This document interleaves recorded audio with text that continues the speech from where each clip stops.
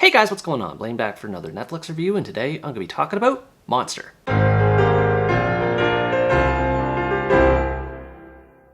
Monster is an Indonesian horror thriller that serves as a remake of the American film The Boy Behind the Door, and tells the story of Alana and Rabin, a pair of kids who are making their way home from an average day of school. However, their lives are turned completely upside down when they're suddenly kidnapped by a man and taken to a remote area. Both children are bound, gagged, and terrified as neither of them have any idea where they've been taken and what's going to happen to them. Alana is able to free herself out of her confines and works to find an escape for her and Rabin before time runs out. This is definitely one of the best thrillers I've seen from Indonesia since Photocopier came out a few years ago. It does lose steam toward the end and it lacks depth and subtext to make it stand out more, but the suspense is still on point, the lack of dialogue pays off, and the creepy atmosphere makes the story more engaging. When it comes to characters, there's not a whole lot to talk about. Alana and Rabin are pretty much standard everyday students who don't have much else for the audience to go on, which is one thing that isn't helped by the lack of dialogue. However, this isn't necessarily a huge issue because we don't need to know a whole lot about them. As children, they're meant to represent innocence, so when they're suddenly thrust into a horrifying situation, the audience is just as shocked as they are and wants them to find a way out. In my case, I enjoyed seeing Alana and Rabin's relationship play out. The two have a close relationship from what little context is shown, so I was invested to see how the two would overcome their ordeal together. Alana is very much the main character of the story though, and an excellent one at that. She has a strong head on her shoulders for someone her age, and even though she's horrified and emotionally overwhelmed by her circumstances, she finds the strength to continue, and I love seeing how determined she was. At the same time, I felt awful for what her character had to endure. She witnesses an increasing amount of atrocities as she breaks free and makes her way through the home while trying to stay out of sight. It's not something any child, or person for that matter, should ever go through, and I felt increasingly more connected to Alana as she works to escape with Rabin. Similar to the kids, the kidnapper, whose name is later revealed to be Jack, doesn't have much in the way of background information. He's a typical creep with disheveled clothing and a scraggly beard, pretty much the stock example of someone who has bad intentions written all over him, and yet he's still an effective villain. Much like how the kids represent everyday innocence, this man represents pure evil, and how it's present in the world around us, yet we never seem to realize it's there.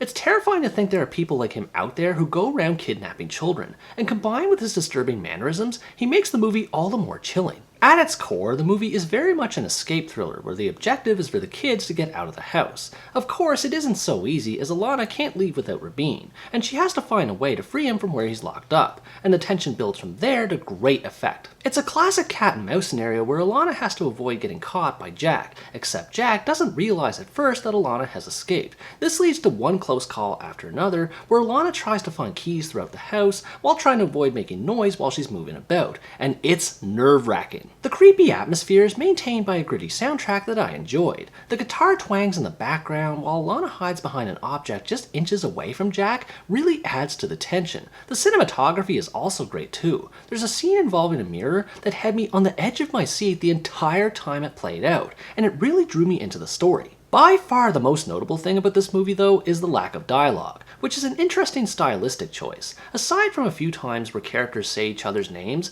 no one says anything of substance at all in this movie, which I can see why it might be off-putting for some, but personally I thought the movie did a good job in handling it. I'm a big fan of when movies show something as opposed to telling it, and intentionally handicapping the movie this way forces the filmmakers to get creative with its storytelling. For me, the lack of dialogue resulted in the story becoming more immersive and emphasized the suspense even more. Instead of using dialogue to tell the story, the movie uses visual cues that communicate what the characters understand or to give clues to the audience, and audio cues when they hear someone or something that sets off warning bells. The story has lots of little details that allow the audience to fill things in for themselves, and I appreciated how much the filmmakers respected the audience's intelligence in this regard. And at this point, I have to emphasize that this movie is not for the faint of heart. It's not easy to see children who are obviously terrified, especially in the situation of a kidnapping, but the movie's events get even worse for them, as Alana finds out the true nature of what goes on inside the house. I'm not going to reveal that aspect for the sake of avoiding spoilers, but I applaud how the movie is not afraid to go into dark territory and surround children with unspeakable horrors, because it makes the story more emotionally resonant.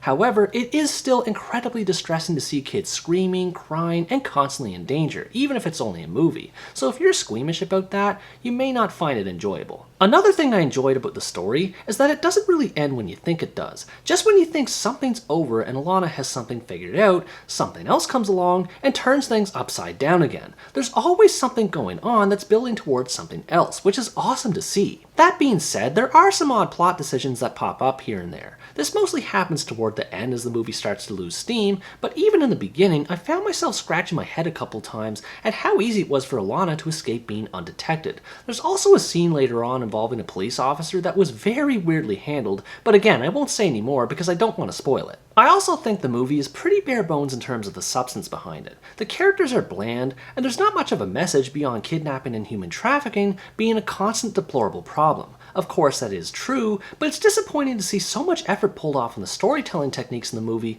and not as much in the story itself. However, these things don't impact the movie too much as a whole. The story remains excellently paced, save for about the last 15 minutes or so, and despite the runtime being less than 90 minutes, the tension with what happens makes it feel more full as a result. Overall, Monster is an intense horror thriller that excels in telling a suspenseful story involving innocent children that are placed in a hellish situation. If you can stomach a dark premise like this, as well as a lack of dialogue and having to fill in the story for yourself, I think you'd enjoy this movie. I wish the movie did better in some areas than how it ended up, but I can't deny the impression it made on me. The creative risks it takes are pulled off to amazing effect, portraying a relentlessly thrilling story of reclaiming lost innocence, and showing, rather than telling, what kinds of monsters are out there. What did you think about this movie? Did you think the lack of dialogue was a good choice, or were you put off by it instead? Let me know in the comments below. Anyways guys, that's going to wrap up my review of Monster. Thanks for watching this video, I hope you enjoyed it, and as always stay tuned for the next part, where next time I review the American family film, Thelma the Unicorn.